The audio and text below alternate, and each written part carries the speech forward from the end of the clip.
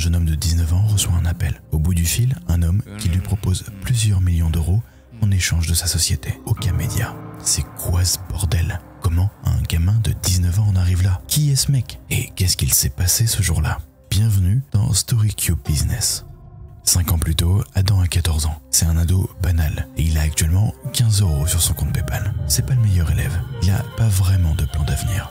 Un jour, il découvre le montage vidéo sur un vieil ordinateur. Au début, c'est juste un jeu, mais très vite, ça devient une obsession. Adam va devenir monteur vidéo. Il apprend seul, il teste, il rate, il recommence. À 16 ans, il décroche ses premiers clients. Son premier mois, 50 €. Presque rien, mais assez pour comprendre qu'il tient peut-être quelque chose. Les années passent, il bosse sans relâche. Il décide de monter son agence de montage vidéo. Il bosse avec les plus gros créateurs de France et il découvre les coulisses des youtubeurs, les zones d'ombre et ce que personne ne sait. 3 ans plus tard, le téléphone sonne. Une offre tombe. Plusieurs millions d'euros. À 19 ans, quelqu'un lui propose de racheter sa société pour plusieurs millions d'euros. Qu'est-ce qu'il s'est réellement passé ce jour-là? Adam va tout nous raconter dans les moindres détails. Son parcours, les créateurs avec qui il a travaillé, les galères, les embrouilles, qui étaient les meilleurs créateurs qu'il a accompagnés, les pires. Vous saurez tout. Bienvenue dans StoryCube. Ce qui est incroyable, c'est que quand j'étais petit, je regardais Squeezie, Gotaga et tous ces grands créateurs-là, et 3 ans après, je bossais pour eux. Moi, c'est Adam, et je vais t'expliquer comment j'ai vendu ma boîte à l'entreprise qui gérait les contenus de MrBeast aux États-Unis. 10 jours après, je reçois ce qu'on appelle une term sheet en anglais, donc c'est une lettre d'intention. Sur cette fameuse term sheet, c'est pas écrit « je suis d'accord pour investir tant », c'est écrit « je voudrais vous racheter ».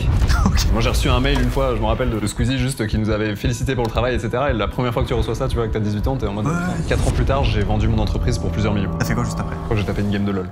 Parce que je m'étais pas autorisé depuis très longtemps. Quand j'ai vu le virement, j'ai ouvert mon compte Crédit Agricole, j'ai fait ah. J'étais tout seul, j'ai pas du tout célébré, anecdote, mais j'ai pas du tout célébré, j'étais vraiment chez moi dans mon bureau dans lequel j'étais depuis 3 ans.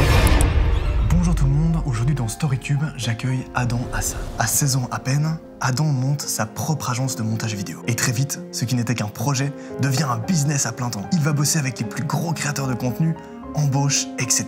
Son histoire est dingue, bourrée de rebondissements. Et aujourd'hui, on a la chance de l'avoir sur StoryCube et il va nous raconter qu'est-ce qu'il s'est passé dans les moindres détails. On a une petite rubrique dans StoryCube Business, c'est très simple, c'est 1 minute de questions et tu réponds, mais par un mot. J'ai pas encore très bien préparé mon pitch, ok? T'as le droit dans cette liste de questions à 2 jokers. Donc 2 fois, t'as le droit de ne pas répondre et de skip la question. Il y a combien de questions? 250, non, Parfait.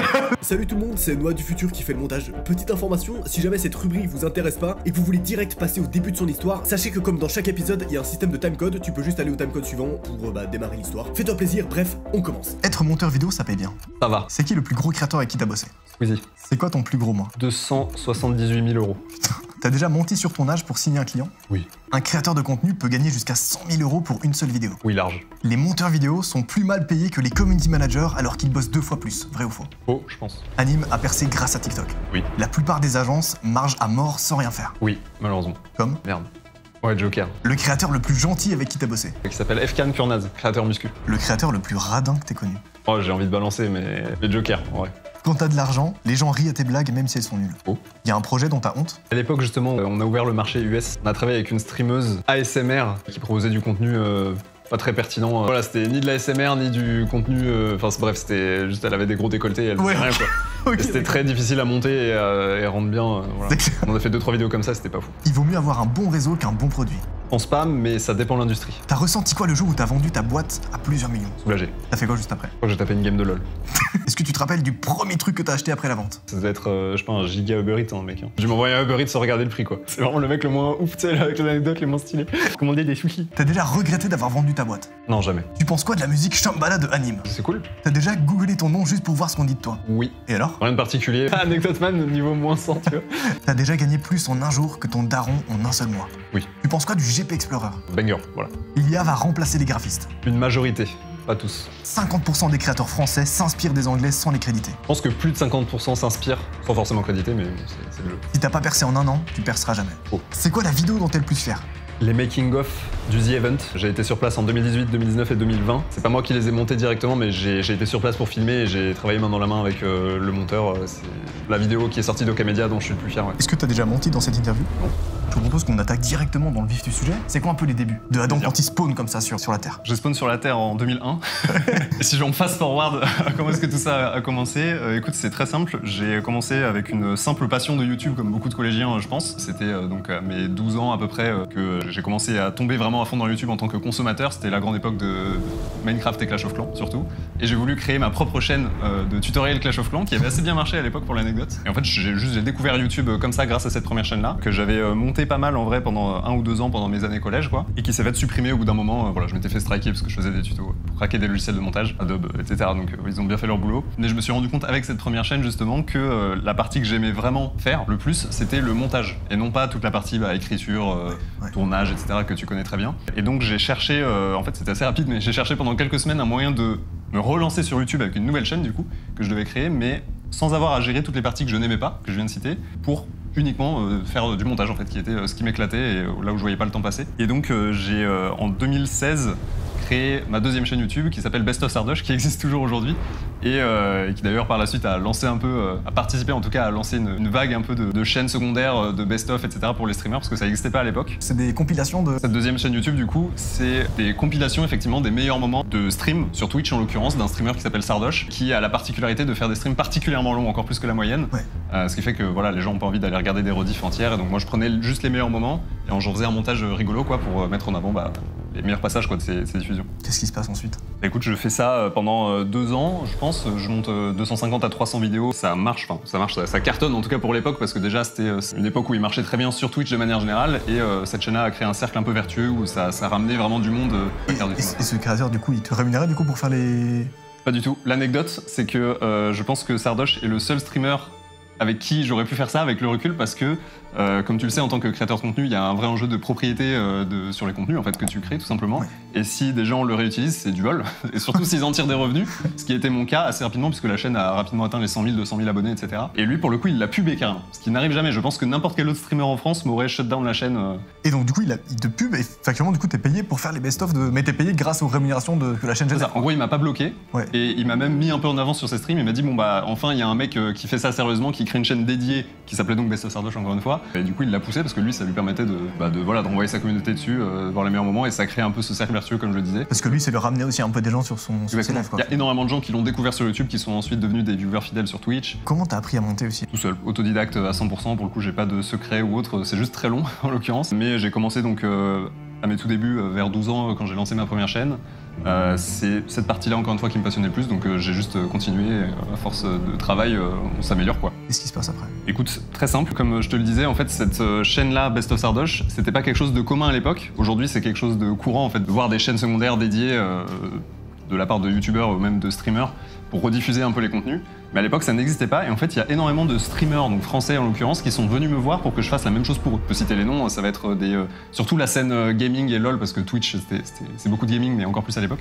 Donc ça va être des Alderiat, les gens de Solari, Coro Bizarre à l'époque, etc. Tous ces gens-là qui trouvaient mon travail bien fait et qui voulaient avoir leur propre chaîne aussi de best-of. Tu dis quoi quand tu reçois le premier message d'un créateur? En fait je m'y attendais pas, c'était pas du tout calculé, donc j'avoue je pète un peu mon crâne le moment où je reçois le premier message. Je me rappelle, c'était un DM Twitter d'Alderiat en l'occurrence, qui me dit mec je voudrais la même chose, etc. Rapidement il y a les autres qui enchaînent derrière, et en fait rapidement je croule sous le travail en fait. C'est-à-dire que moi je suis à ce moment-là fin collège, début lycée, je suis en seconde en fait, au lycée, pardon. Et en plus des cours, du coup je commence à avoir plusieurs clients en plus de ma chaîne YouTube. Et donc ce qui se passe très rapidement, c'est que je commence à ne plus avoir assez de temps pour gérer et ma chaîne YouTube Best of Sardoche donc, et mes clients qui me rémunèrent directement en mode prestation de service pour monter leurs vidéos. Et donc là je me dis waouh, il y a vraiment une demande, je sens que ça accélère, qu'il y a un truc à faire. Il faudrait en fait réussir à industrialiser un peu le modèle, parce qu'il y a plein de créateurs qui sont de plus en plus en demande, ça a de l'avenir, et de l'autre côté je commençais à avoir une petite communauté de monteurs avec qui je travaillais, etc. Donc là t'as genre 15 ans? Exactement, ouais, 15 ans. Et tu te dis, au lieu de refuser des clients, pourquoi pas monter une boîte pour quand même leur proposer ce service de monteur vidéo? Exactement. En fait, j'ai commencé, je pense que voilà, il y a pas mal de freelances qui le font dans toutes les industries, mais quand tu as parfois des surcharges de travail, tu vas faire des passes D, tu vois, à des collègues freelance que tu connais, etc. C'est pas très pratique, c'est pas très optimal, enfin c'est bien pour dépanner, mais moi je sentais qu'il y avait vraiment un truc qui se passait. C'était une intuition, tu vois, c'était pas calculé encore une fois, mais je sentais juste qu'il allait y avoir de plus en plus de créateurs qui allaient avoir besoin de monteurs vidéo, et que le métier de monteur vidéo, de la même manière que moi j'ai appris tout seul et que j'ai pu le devenir en quelques années, que ça allait exploser aussi comme métier quoi. Et je voyais en même temps que ces deux populations-là avaient du mal à se rencontrer, c'était à base de posts sur Twitter un peu galère, de stories, enfin voilà, Le recrutement de monteurs vidéo, ça a toujours été un truc. Et moi, les créateurs affluaient. Et je connaissais beaucoup de monteurs qui cherchaient des clips. Donc je me suis dit, il faut vraiment les mettre en relation. Et c'est de là qu'est née l'idée effectivement de ma première boîte. T'as quel âge quand tu te dis que tu vas peut-être ouvrir une boîte là?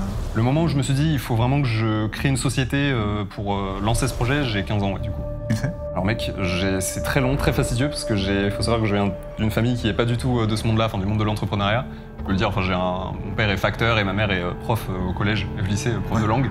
Donc, très cool, mais pour le coup, aucun background entrepreneurial dans ma famille, des deux côtés. Et donc c'est très long, parce que je dois tout apprendre. J'étais tellement en galère que j'ai eu besoin d'un associé juste pour pouvoir ouvrir le compte bancaire, avoir un expert comptable, avoir un avocat pour faire les statuts, etc. Ouais. Parce qu'à l'époque, j'avais 15 ans et demi, du coup, et tous ces gens-là, les experts comptables, les avocats, etc., ils me disaient, tu es qui va retourner à l'école, tu vois, ce qui est normal. Ceux que t'as contactés dans ta région. Personne ne me prenait vraiment au sérieux, ce qui, encore une fois, avec le recul, est normal. Ouais, et en plus, moi, j'avais pas les codes et tout, donc j'étais juste en galère, quoi. Tu trouves ce gars qui accepte de t'aider, et en échange d'avoir des parts dans ta société, quoi. C'est ça. En gros, le deal, c'est, mec, je vais t'ouvrir mon réseau. Lui, il avait déjà fait des boîtes, il était assez âgé, il avait genre 55 ans. Il me dit, moi, j'ai déjà des boîtes, j'ai déjà un expert comptable, un banquier professionnel, un avocat, etc. Je t'ouvre mon réseau. Et en plus de ça, je vais mettre du coup 60 000 € dans ton projet et c'est parti. Parce qu'il faut savoir qu'à cette époque-là, du coup, je faisais 8 000 € par mois de chiffre d'affaires à peu près à 15 ans. Ouais. Donc j'avais vraiment envie d'accélérer. Et donc c'est ce qu'il fait, il m'ouvre son réseau. Je paye les avocats pour ouvrir des statuts, etc. Et pour la petite anecdote, du coup, le temps que tout ça se fasse, il se passe des mois, etc. Et donc l'immatriculation de la société, Oka-Media, donc, je viens d'avoir 16 ans au moment où elle se fait. Et ma mère, du coup, est présidente parce que tu peux pas en fait ouvrir une société quand t'es mineur. Ouais. En fait, dans les statuts, c'était précisé que j'étais actionnaire et que à mes 18 ans, je devenais automatiquement président, C'est ça. etc. Et entre-temps, c'était ta mère, du coup, qui était. En fait, elle signait juste les papiers, quoi. Ouais, c'est ça, ouais. C'était une petite galère, quand même. Là, du coup, t'as genre 16 ans, tu fais 8 000 € par mois? À 15 ans, donc au moment justement où je rencontre ce fameux associé, je fais 7 à 8 000 € par mois. Donc lui, il se dit, waouh, il y a peut-être un truc à faire avec le recul. En fait, il voulait juste se faire un max de thunes en profitant de moi, quoi. C'est ça. Je savais pas comment ça fonctionnait, les apports de capital, etc. Enfin, je vais pas rentrer dans le détail, mais en gros, il a jamais mis les 60 000 €. Comment tu les fais rentrer, ces 8 000 €? Est-ce que c'est les créateurs qui te payent du coup pour faire des montages? C'est les mecs qui viennent d'où ces 8 000 € par mois, mec? C'est complètement ça, c'est des créateurs qui me payent pour faire des montages, tout simplement. Et à ce moment-là, vu que je suis encore freelance, je sous-traite juste à d'autres freelances. Tu ouvres la boîte finalement? J'arrive donc à ouvrir la boîte à 16 ans, en tant qu'associé majoritaire. Lui, il a 20%. Moi, j'ai ce projet, donc, pour te l'expliquer rapidement, de plateforme. En fait, je voulais un peu... j'aime pas ce mot parce que ça peut être mal perçu ou être sujet à mauvaise interprétation, mais je voulais un peu uberiser, tu vois, le montage vidéo. Je voulais permettre aux créateurs de commander en ligne facilement des montages, en uploadant leur rush, en mettant leur brief. Et de l'autre côté, d'avoir des monteurs qui cherchent du travail et qui ont de la dispo, de pouvoir les recevoir et de bosser voilà, sans avoir toute cette galère que je t'expliquais avant, Ouais. de faire se rencontrer ces deux populations-là. Dans ma tête, cette plateforme-là, elle coûtait seulement 60 000 €. Grosse erreur. Et qui plus est, cet associé, du coup, ne les met jamais. Donc moi, je continue à avoir de la demande, je passe de 8 000 à 10 000 à 15 000 € par mois, etc. Mais je peux pas développer cette plateforme et je sens que ça me bloque pour les ambitions que j'avais à l'époque. Ouais. Quand tu dis que tu commences à développer Oka-Media, ça dure combien de temps? C'est quoi un peu les premiers clients que tu commences à avoir quand tu ouvres la boîte? Mes premiers clients, ça a été Alderiat, Coro Bizarre, les streamers de chez Solari, donc LRB, etc. Ils font quoi globalement? C'est genre. C'est des streamers. J'ai vraiment commencé par la niche de Twitch, donc des streamers sur la plateforme, qui avaient ce besoin que je connaissais déjà extrêmement bien, parce que je le faisais sur ma propre chaîne, c'est-à-dire qu'ils font des streams de plusieurs heures, voire plusieurs dizaines d'heures, Ouais. et il y a besoin de faire des compilations, donc des best-of C'est ça. sur YouTube. Donc petit à petit, juste ce volume-là de clientèle et de montage qu'on me demande augmente, mais c'est très manuel en fait, parce que j'ai eu la chance, je pense, d'arriver vraiment au bon moment, tu vois, j'ai été au bon endroit au bon moment, dans le sens où c'était pas encore démocratisé à l'époque d'avoir une chaîne secondaire. Et moi, je suis arrivé, je me suis positionné sans faire exprès en fait comme le mec qui savait faire ça, c'est-à-dire lancer des chaînes secondaires, faire des compilations de meilleurs moments sur YouTube pour des streamers. Donc j'ai pris tous les streamers français en gros, tout simplement. Vraiment 99% passés par moi. Et ensuite j'ai commencé à aller sur YouTube Mec, déjà ça, c'est pour des dingue, créateurs mec. natifs. Quand tu dis tous les streamers français, il y avait genre qui dans la liste qui commençait à vouloir ouvrir des chaînes secondaires? Alors il y en avait qui avaient déjà une chaîne YouTube mais qui m'ont sollicité pour les aider. Donc dans les gros, il va y avoir des Zerator, j'ai travaillé un peu avec Gotaga aussi. Après bon, je peux te citer tous les streamers de chez Solari, mais voilà, Kenny Stream. On va dire toute la scène gaming / League of Legends, voilà, avec qui j'avais vraiment beaucoup travaillé à l'époque. Et c'est très manuel quoi. C'est-à-dire que chacun, c'est beaucoup de bouche à oreille et tous ces créateurs-là, donc sur Twitch, viennent me contacter un par un au fil du temps pour que je travaille avec eux en fait. À ce moment-là, c'est toi qui réponds du coup quand tu reçois un mail ou... Ouais. Et c'est toi ensuite qui manuellement va mettre un monteur que tu connais sur le coup quoi. C'est ça, tout est manuel, donc c'est un travail d'agence finalement, c'est extrêmement relou, enfin en tout cas chronophage. Ouais. Moi ça me plaisait, hein. Quand je dis relou, c'est juste que c'est beaucoup de petites tâches de suivi, etc. Il y a un contrôle qualité quand même qui doit être fait aussi. Et donc mon but encore une fois c'est d'essayer d'automatiser un peu tout ça et de le grossir pour servir plus de créateurs et servir plus de monteurs aussi, parce qu'il y avait un vrai travail d'apport d'affaires en fait pour les monteurs. Et ça fonctionne comment du coup? Toi, tu te rémunères dans dans l'affaire ou Ça dépendait du travail que je faisais, mais en gros, soit je prenais une petite commission si je faisais rien, c'est-à-dire que juste un créateur me demandait un montage vidéo et que je la donnais à un monteur, je prenais juste une petite commission pour l'apport d'affaires effectué. Sinon, il m'arrivait très souvent de m'impliquer dans la prestation, soit parce qu'il fallait aller vite et qu'il fallait filer un coup de main. Donc si je participe au montage, si je fais beaucoup de reviews, que je participe un peu à la stratégie, etc. de la vidéo, je vais prendre une part qui est plus ou moins élevée, répartition du budget quoi en fait. Le créateur il t'envoie un budget global du montage et tu te répartis entre toi et le monteur ensuite qui va effectuer la prestation quoi. Exactement, ça c'était le modèle d'agence. Franchement ça continue assez longtemps, donc 3 ans. 3 ans où ce travail-là devient assez manuel mais où l'entreprise grossit quand même. Si je te redonne un peu les dates, moi en 2018, j'ai 16 ans, j'immatricule la société Ocamedia. 2019, juste après avoir eu 18 ans, rien ne s'est passé à part que j'ai eu plus de clients, je travaillais avec plus de monteurs, etc. Mais j'avais toujours pas cette fameuse plateforme qui était mon rêve ultime, tu vois. Et en fait, là où j'ai eu de la chance une deuxième fois, c'est que le jour de mes 18 ans, comme je te l'ai dit, je suis passé automatiquement président de ma société, donc Ocamedia, et j'étais en pouvoir de signer tous les contrats clients, partenaires, etc. Et les contrats avec des banques potentiellement. Okay. Et donc le jour de mes 18 ans, je vais direct à la banque et j'arrive à emprunter 200 000 €. C'était l'époque où ils prêtaient plus facilement, bref. J'arrive à emprunter 200 000 € et il faut savoir que, passe quelques semaines, le temps de faire les démarches et tout, je signe l'emprunt, l'argent est débloqué et une semaine après, Covid. Okay. Et là, gel des banques, gel de tous les crédits accordés, etc. Et donc moi, là où je dis que j'ai eu de la chance, c'est que j'ai réussi à encaisser, donc certes c'était de la dette, mais 200 000 € de trésorerie juste avant le crash et la fin du monde Covid, quoi, qui a paralysé tout le monde. Et moi, le Covid, ça a été un catalyseur de fou pour le business d'Ocamedia, parce que le nombre de vidéos sur YouTube a explosé. Tous les créateurs produisaient beaucoup plus. Il y en a plein de nouveaux qui se sont lancés, etc. Donc là, c'était parti. T'as besoin de ces 200 000 € parce que tu peux pas prendre dans la marge que vous faites avec Ocamedia ou c'est pas assez ou t'as besoin de plus de... Ouais, je peux pas prendre dans la marge que faisait Ocamedia parce que déjà c'était pas si élevé. Je crois que sur l'année le bénéfice c'était 20 000 € sur le premier exercice, ce qui est déjà très bien et c'est pour ça que la banque m'a prêté. En fait le ratio c'était x10 quoi par rapport au bénéfice. Ouais, c'est ça. 200 000 pour 20 000, ce qui est déjà très bien parce que la majorité des entreprises perdent de l'argent en fait la première année ou même les premières années. Ouais. Donc c'était déjà une réussite en soi, mais ça suffisait pas du tout pour développer la plateforme. Entre-temps, mon associé, pourquoi est-ce que j'emprunte 200 000 €? C'est parce que mon associé, j'ai dû le sortir. Comment t'as fait pour le sortir, le mec qui avait investi C'était une grosse galère. Il m'a arnaqué en fait dans le sens où il m'a demandé 30 000 € pour sortir.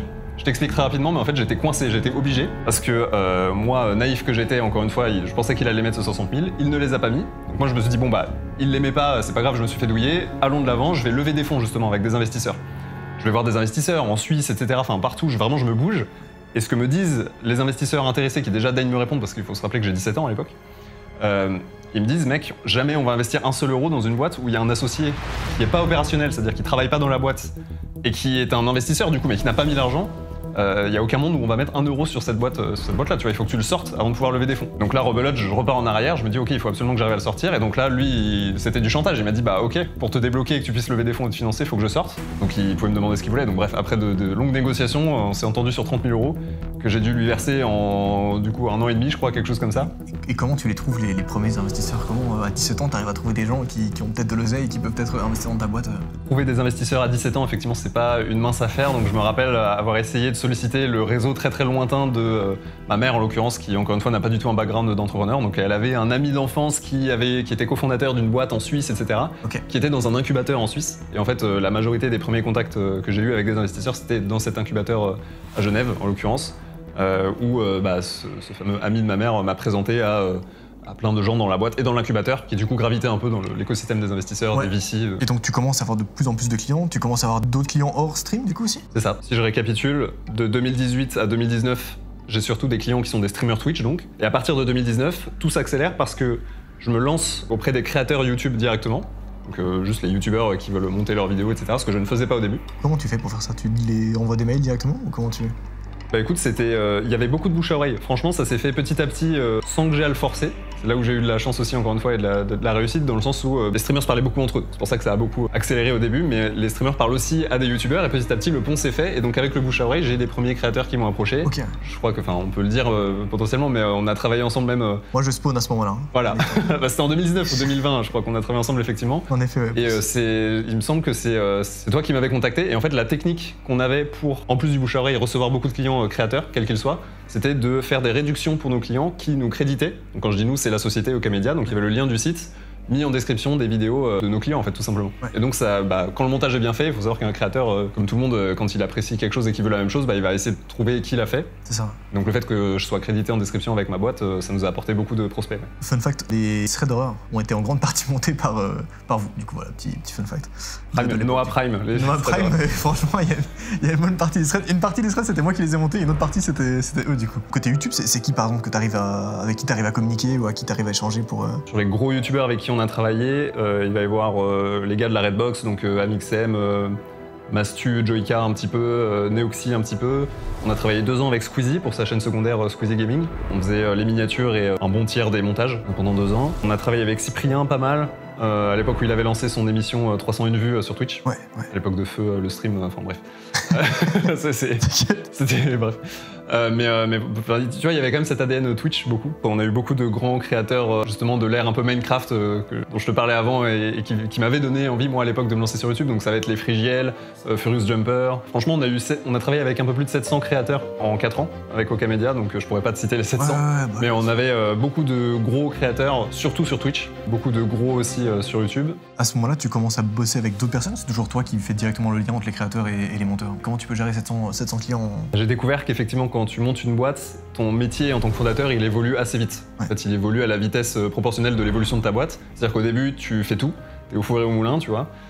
C'est toi qui vas recevoir les mails des clients, y répondre, prospecter potentiellement, gérer tous les problèmes, la compta, l'admin, enfin tout quoi. Ensuite, quand tu commences à pouvoir embaucher, tu délègues les choses que tu dois déléguer. Moi, du coup, au moment où j'emprunte 200 000 €, là, juste avant le Covid, ça me donne les moyens de commencer à faire mes premières embauches. Donc j'embauche mes premiers salariés à ce moment-là, à 18 ans. On est 5, je crois, en 2020. 5 salariés? Oui, sans me compter moi, enfin voilà, on est 6 quoi, à plein temps dans le projet. Avec du coup beaucoup de freelance, je pense une vingtaine qui travaillent avec nous et à qui on fait de l'apport d'affaires en fait de vidéos. Ça coûte combien 5 salariés comme ça en interne? En salaire chargé, donc le coût total pour l'entreprise, faut compter 3000 à 3500 en gros par personne en coût chargé, donc voilà, x5. Ça fait genre 15-20 000 par mois, non? Ouais, c'est ça. 15-20 000 par mois pour 5 personnes. Mais tu tiens pas longtemps avec ça, enfin comment tu... Bah écoute, on avait un modèle qui était sain par défaut parce que ça c'est des choses que j'ai découvert et compris après, mais en fait c'était du bon sens en fait, on va dire de ma part à l'époque. C'est-à-dire que je ne vendais rien si je ne margeais pas dessus, même si c'était 1 €, je voulais absolument être en net positif sur les projets. Ce qui permet en fait par défaut de ne pas avoir de problème de perte en fait. D'accord, ok. Il faut le savoir, mais il y a énormément d'entreprises qui se lancent, et c'est le cas pour beaucoup de startups, qui sont juste à perte et qui le restent parfois jusqu'à leur mort pendant des années. Là où nous on avait un modèle où on savait que s'il y avait une vente, c'est parce qu'on gagnait de l'argent. C'est simple à dire et obvious comme ça, mais en vrai ça l'est pas pour ton entreprise. Tu les prends les 5 direct ou tu prends petit à petit Fin 2019. Moi, je commence à me payer, donc la boîte existe depuis 2 ans. Moi, je me verse mon premier salaire, je me versais 1500 à 2000 € à l'époque, faut se rappeler. Je viens d'avoir 18 ans en ce moment-là, donc moi, je suis au max, je suis en mode. Je suis refait, je peux me payer 2000 € avec ma propre entreprise à 18 ans, c'est trop stylé, tu vois. Je commence à me payer moi 2 ans après, j'embauche mon premier salarié au même moment. Pendant l'année 2020, j'embauche les 3 salariés suivants. Et c'est quoi? Enfin, qu'est-ce qu'ils font? Ça va être principalement des chefs de projet. Il va y avoir un monteur, mais donc les chefs de projet, c'est ceux qui vont gérer la relation entre les créateurs et les monteurs vidéo, du coup, et qui vont être en charge surtout de faire en sorte que tout se passe bien et que le monteur vidéo soit content. Ce que ça veut dire dans notre métier, c'est qu'ils reçoivent un brief qui est clean. Voilà, je ne peux pas rentrer dans les détails du métier de monteur vidéo, mais notre but, c'était vraiment servir des projets sur un plateau d'argent aux monteurs vidéo qui travaillent avec nous, en plus de leur apporter des revenus. Et de l'autre côté, d'avoir des créateurs de contenu comme toi potentiellement qui sont refaits du rendu, de la qualité du service, de la relation client donc, avec nous, Okamedia, et qui peuvent compter sur nous quoi, en fait, au quotidien. La suite, c'est que, comme je l'expliquais, mais j'ai digressé, pardon, mon rôle dans l'entreprise change au fur et à mesure que j'embauche des gens et que l'entreprise grossit. Donc pour donner un peu des chiffres, le premier exercice, on fait 200 000 € de chiffre d'affaires sur le premier exercice avec 20 000 € du coup de résultats nets chez Okamedia. Donc sur la première année? C'est ça. J'emprunte 200 000 € grâce à ça. Et la deuxième année, on fait 500 000 €. La deuxième année, en fait, c'est 2020. Pourquoi est-ce qu'on fait plus de x2, ce qui est une croissance assez rapide, on va dire, pour une jeune entreprise comme ça, qui plus est avec le manque d'expérience que j'avais à l'époque? C'est parce que, encore une fois, le Covid a été un catalyseur de fou pour nous, dans le sens où c'était probablement le cas pour toi et pour beaucoup d'autres créateurs, mais un YouTuber qui habituellement sortait, je sais pas, 1 ou 2 vidéos par semaine, allait en fait en sortir le double pendant le Covid parce qu'il n'avait plus que ça à faire. C'est-à-dire que vraiment tout YouTube s'est mis à exploser et donc le business d'Okamedia aussi, le nombre de commandes aussi, les gens qui se lançaient dans le montage vidéo aussi, etc. Et donc voilà, on a fait x2,5 du coup sur l'année 2020 grâce à ça. En plus de ça, j'avais la trésor pour pouvoir embaucher les gens, potentiellement avancer des fonds et préparer et structurer un peu.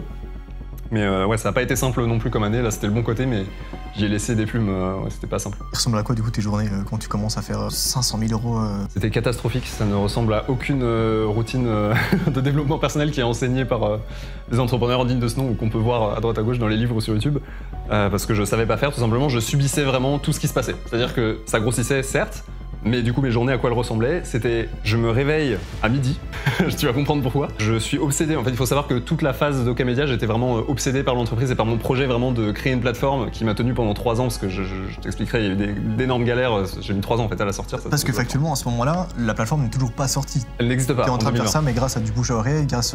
C'est ça, on fait 500 000 euros à la mano, entre guillemets, à la main, en mode agence, c'est-à-dire on reçoit des mails, des DM, des messages. Ouais.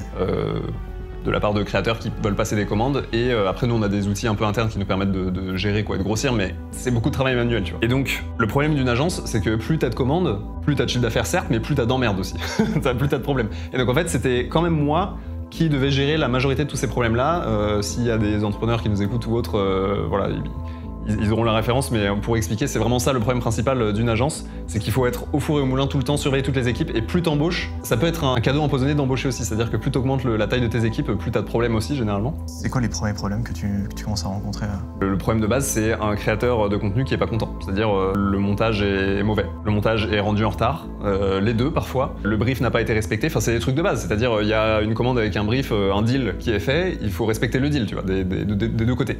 Ou alors des gros impayés clients aussi, parfois, c'était pas toujours de notre fait quand il y avait des problèmes.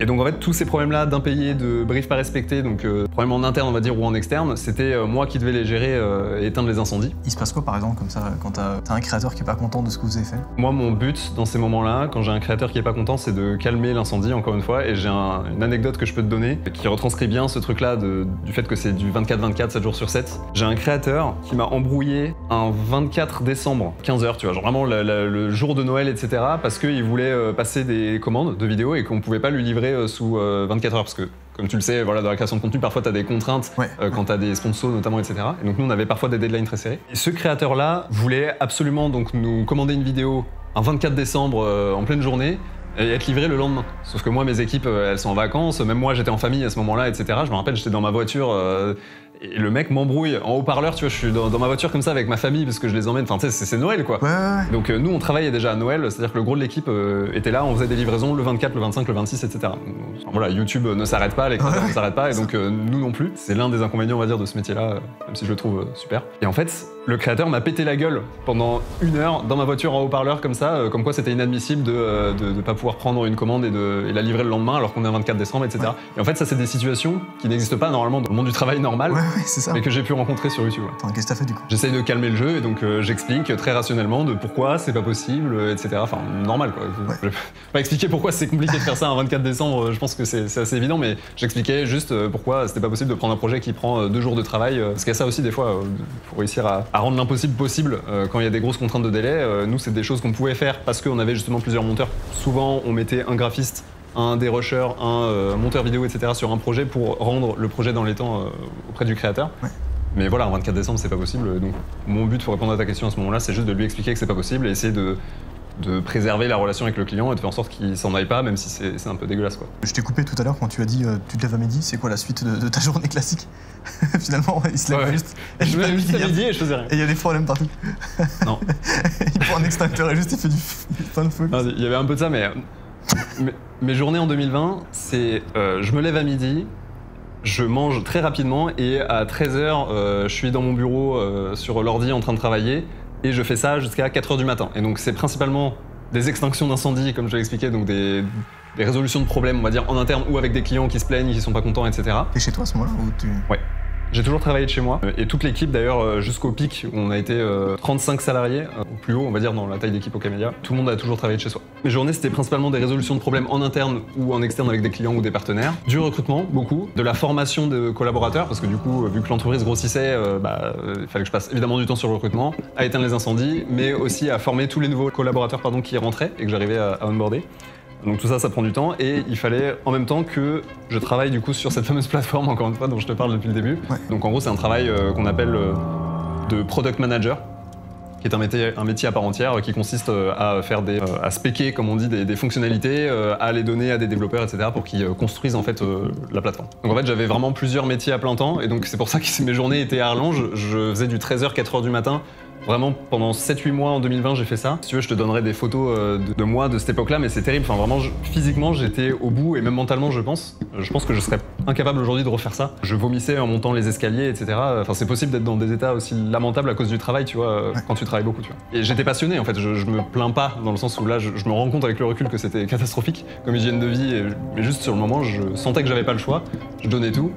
Et pour le coup, bah voilà, travailler 16-17 heures par jour, en fait, ça tient pas. Ça dure 3 ans le moment où ça monte. Qu'est-ce qui se passe après? J'arrive, au bout de ces 3 ans-là, à avoir ma première version du coup de plateforme Okamedia en ligne, c'est-à-dire une plateforme, encore une fois, qui permet aux créateurs de commander des vidéos dessus et qui permet aux monteurs de pouvoir les recevoir, les livrer, d'être payés automatiquement avec les virements. D'ubériser un peu ce concept de montage vidéo. Exactement. Donc je te passe les détails, mais ça me prend 3 ans parce que je découvre tout à ce moment-là. Je fais toutes les erreurs possibles d'un premier fondateur. Je perds beaucoup d'argent d'ailleurs dans cette plateforme-là, mais en gros, à la fin, elle me coûte 300 000 €. D'où les 200 000 que j'avais levés. Bref, j'ai dû trouver d'autres sources de financement, etc. En 2021, avec cette plateforme, je suis trop content et je me dis, ok, bah c'est énorme, j'ai ma plateforme, je peux enfin prendre le marché, sauf qu'en fait, le marché était déjà pris en France parce que vu qu'on a mis 3 ans à développer la plateforme, on travaillait déjà à l'époque avec Squeezie, etc. Enfin, énorme, 700 créateurs, quoi, en gros en France, et donc il y avait plus grand monde à aller chercher sur le marché francophone. Et donc je me dis, bon, bah c'est pas grave, on a délivré au moins ça pendant le temps où on construisait la plateforme en parallèle. Oui, c'est donc c'est ce que je veux dire, du coup, factuellement, cette plateforme, elle a pour but de relier les créateurs et les monteurs, mais vous le faites déjà, en fait, avec la quasi-totalité des créateurs sur le marché français, c'est ça? C'est ça. Donc en fait, à ce moment-là, moi je fais juste une migration des créateurs qu'on gérait manuellement, on va dire, et surtout des monteurs, on les migre sur cette plateforme qui existe. Mais en fait, mon plan de base, c'était développer la plateforme pour réussir à être leader en fait sur le marché français dans le montage vidéo YouTube.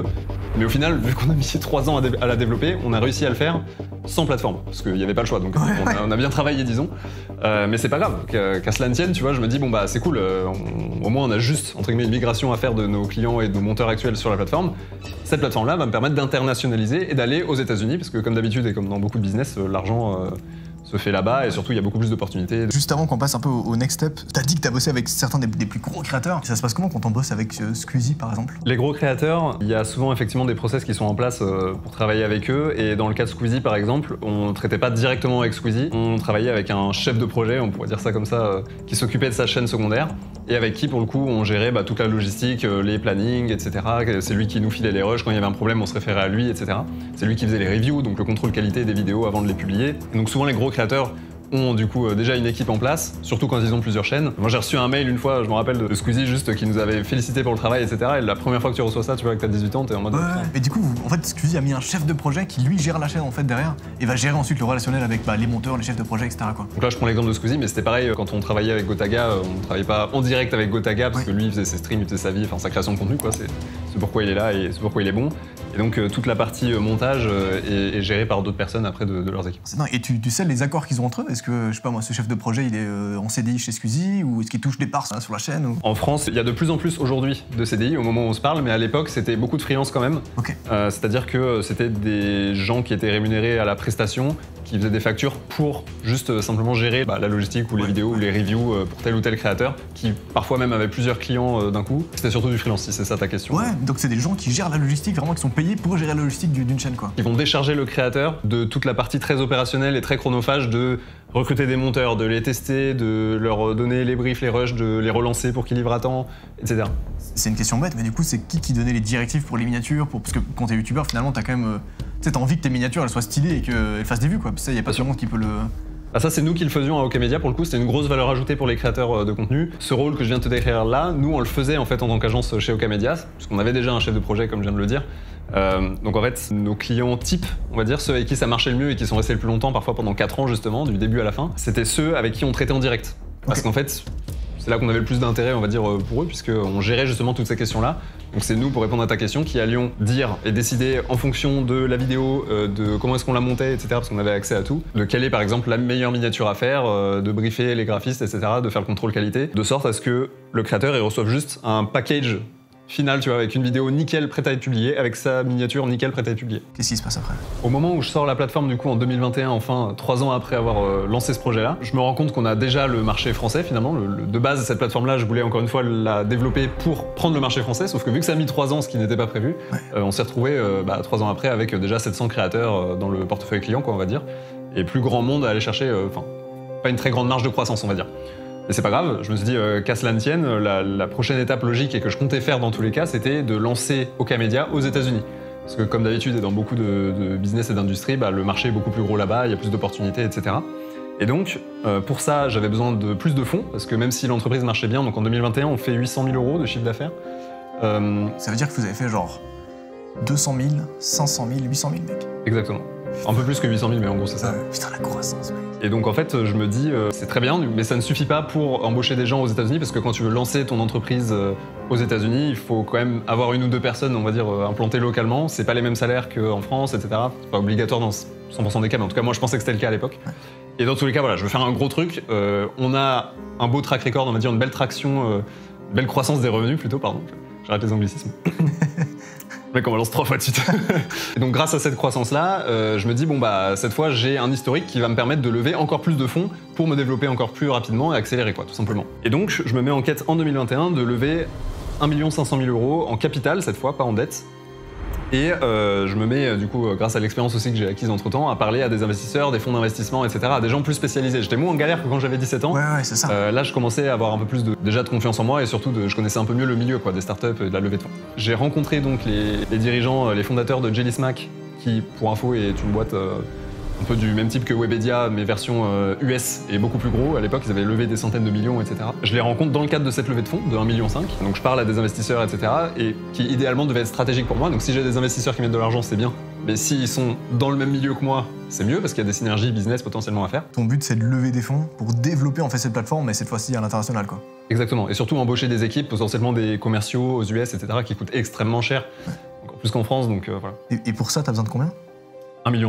Bon, c'est le budget que je m'étais fixé pour dérouler le business plan que j'avais fait, quoi. Comment t'apprends à faire un business plan Grosse galère, mec. Hein. La première fois que tu dois faire un business plan, tu pleures du sang. Mais après en avoir fait quelques-uns, ça devient un peu une routine. Mais donc, comment j'apprends ? Écoute, en regardant beaucoup de vidéos sur YouTube, etc. Je me suis beaucoup formé sur Internet, sur YouTube. C'est comme ça que j'avais appris le montage au tout début. Ouais. Et c'est aussi comme ça que j'ai appris toutes les phases de l'entrepreneuriat, on va dire... c'est-à-dire les ventes, la partie admin, peut-être fiscale aussi. J'ai appris énormément de choses en fiscalité. Mec, sur Internet, c'est fou. Après, faut aimer ça un petit peu, mais en fait, il y a tout sur Internet. Donc sur Internet, j'ai appris. Et je me suis fait aider d'un cabinet de direction financière. Ok, ouais. Pour faire le truc vraiment au carré, pouvoir le soumettre un dossier, on va dire, vraiment clean à des investisseurs, etc. Tu payes combien un cabinet comme ça Je crois que j'avais payé 5 000 € pour la réalisation d'un business plan, mais après c'était un gros business plan, c'était pas un truc, c'était un truc avec genre 15 feuilles, un gros Excel assez bourrin, et surtout il y avait d'autres démarches, etc. Mais je crois que j'avais payé 5 000 € en forfait pour le business plan et gérer tous les trucs un peu financiers liés au dossier de levée de fonds. Et c'est moi qui faisais la levée de fonds, c'était juste vraiment pour... Ouais, c'est ça, pour avoir un truc clean, quoi. C'est ça. Tu rencontres cette immense boîte qui correspond finalement un peu à Webedia, mais d'international, qui fait 500 fois les chiffres de Webedia. En réalité, c'est pas exactement la même chose, mais c'est pour simplifier. Qu'est-ce qui se passe après ? Donc je parle à ces 3 fondateurs, Jellysmack. Je parle à l'un des 3, je me rappelle, fin juin 2021. Moi, c'est une visio de 45 minutes. Je lui pitch Oka-Media en mode levée de fonds, c'est-à-dire je lui dis voilà ce qu'on a fait les 3 premières années, voilà le chiffre d'affaires, voilà nos clients, voilà comment on fait du business tout simplement, voilà où je vais aller. Je lève 1,5 million, j'ai déjà 500 000 € de sécurisé, tu veux pas me filer 500 000 de plus par hasard. Voilà, en gros moi je pitch ça comme ça. Il me dit ah ouais intéressant, etc. 45 minutes. Voilà, on raccroche, il me dit ah ouais je reviens vers toi dans le mois, etc. Parce que c'était, du coup c'est juin, donc généralement l'été c'est un peu lent. Ton but à ce moment-là c'est juste de récupérer de l'oseille pour... Enfin c'est de lever des fonds, quoi. Contre départ de mon entreprise, ouais. Une augmentation de capital. Okay. Tu vends combien de pourcents de coûts d'Oka-Media à ce moment-là ? Je me rappelle plus exactement, mais je crois que je visais de lever 1,5 million sur 5 millions de valorisation, ouais. Qui avec le recul était ambitieux, mais je pense que j'aurais pu lever 1,5 million sur 4 ou au pire 3,5, bref on s'en fiche, mais plus la valorisation est basse, plus je donne de part dans mon entreprise, on va dire, aux investisseurs. Ça correspond à combien de pourcentage à peu près de... Ouais, entre 20 et 30%. C'est ça, ouais. Donc on fait ce call fin juin, il me dit je reviens vers toi bientôt, etc. Et 10 jours après, je reçois ce qu'on appelle une term sheet en anglais, donc c'est une lettre d'intention, ce qui dans le milieu de l'investissement veut dire que tu as vraiment une volonté un peu formalisée de la part d'un investisseur d'investir dans une entreprise, donc ici la mienne. C'est un peu comme une offre d'achat en immobilier, quoi. Ouais. Ça vient vraiment formaliser le fait que tu veux y aller. Sur cette fameuse term sheet, donc lettre d'intention, c'est pas écrit « je suis d'accord pour investir tant sur telle valorisation, etc. » C'est écrit « je voudrais vous racheter ». Et on est 10 jours après surtout, donc je me dis waouh, qu'est-ce qui se passe là? Je veux dire, et on est en juillet du coup à ce moment-là en plus, c'est-à-dire le pire moment où normalement il y a 0 deal qui se fait. Enfin bref, l'été c'est assez calme quoi généralement. C'est pas le moment où tu lèves des fonds le plus efficacement. Est-ce qu'ils se foutent de toi quand t'as la somme, ou est-ce que c'est une somme raisonnable, ou c'est un peu psy? Il y a deux choses. La première, c'est que moi j'étais pas du tout vendeur, je ne voulais pas vendre du tout. Moi encore une fois, j'étais. Faut se rappeler que moi en 2021, je sors de 3 ans de galère à construire manuellement une grosse agence qui est leader du marché français et à développer en parallèle une plateforme qui a demandé 300 000 € d'investissement et surtout énormément de mon temps et de mon énergie. Et du coup, pour moi, à ce moment-là, j'en suis qu'au début. Je me dis, c'est bon, j'ai enfin ma plateforme, c'est shonen, tu vois ce que je veux dire. Ouais, c'est ça. Et là, lui, il me propose de me racheter. Donc déjà, quel que soit le montant de base, j'étais en mode, mais frérot, non, tu vois, genre je ne veux pas vendre, je ne suis pas vendeur, j'en suis qu'au début, je vais pas vendre maintenant, tu vois, ça n'a aucun sens. Et du coup, pour répondre à ta question, la deuxième chose, c'est qu'en plus, l'offre était particulièrement basse, je trouve, par rapport à là où moi je voulais valoriser. Encore une fois, moi, je voulais valoriser l'entreprise probablement trop haut. Je me rappelle plus exactement, mais de mémoire, c'était 5 millions ou 4,5. Ce qui était beaucoup. Et donc sur l'offre de rachat que je reçois, c'était pas du tout ça. Très loin, genre c'était genre 200 000 € ou c'était quand même... C'est moins d'1 million. Ok. Voilà. Et donc la suite, c'est que je leur dis non, parce que comme je viens de te l'expliquer, moi je ne voulais pas vendre. Et en plus l'offre, la première offre, je l'avais trouvée assez décevante, mais c'est normal, il faut toujours tenter, tu vas faire une première offre plus bas. Si j'avais dit oui, bien joué à eux, tu vois, ils auraient réussi un bon coup. Mais donc du coup, je leur dis non pour les deux raisons que je viens de t'expliquer. Je dis c'est trop bas et en plus je veux pas vendre. Donc vous voulez pas investir à la place par hasard? Et donc on rentre dans une discussion un peu parallèle comme ça. Moi je leur dis mais investissez. Et eux ils me disent mais non, viens on te rachète. Voilà. Et donc en plus c'est l'été et tout. Bref, on part dans 3-4 mois de discussion comme ça. Je te la fais courte. Tu me dis si tu veux que je développe. Au final, ce qui s'est passé, c'est qu'ils m'ont dit bon, Adam, écoute-moi bien. Nous on vient de lever plusieurs centaines de millions d'euros et on veut faire ce que tu es actuellement en train de faire. Voilà. Donc pour rappel, c'est Jelly qui est à l'époque plus gros en termes de taille et de valorisation que Webedia. Ils travaillent avec des petits créateurs comme MrBeast, etc. Ils sont vraiment leaders sur le marché US dans la création de contenu sur YouTube. International, quasiment. Exactement. Ils sont dans 14 pays, etc. Enfin, c'est gros, tu vois, ça vaut plusieurs milliards. Et en fait, ils me disent, mec, on vient de lever plusieurs centaines de millions, ce que tu fais là sur YouTube, c'est super, mais nous, on veut le faire juste, on voudrait te racheter pour aller plus vite. Parce que je te passe les détails, mais eux, ils étaient particulièrement forts sur toutes les plateformes, sauf YouTube, donc ils travaillaient avec les YouTubeurs, mais pour les aider à aller sur d'autres plateformes. Ouais. Snap, TikTok, etc. Ouais, et donc, moi, ils viennent me voir en me disant, mais toi, t'as une expertise avec ton équipe vraiment YouTube, purement YouTube, donc viens chez nous, et voilà, en fait, ça ira plus vite. Et en fait, comment est-ce qu'on s'est mis d'accord à la fin et pourquoi est-ce que j'ai vendu? En fait, il y avait et le bâton et la carotte. C'est-à-dire qu'ils m'ont dit, le bâton, c'était, on vient de lever plusieurs centaines de millions et on veut faire ce que tu vas faire. Donc si tu nous rejoins pas, on va juste le faire et te péter la gueule. Parce qu'on a beaucoup plus de... Donc déjà, c'est un peu dissuasif. Je simplifie, hein, mais en gros.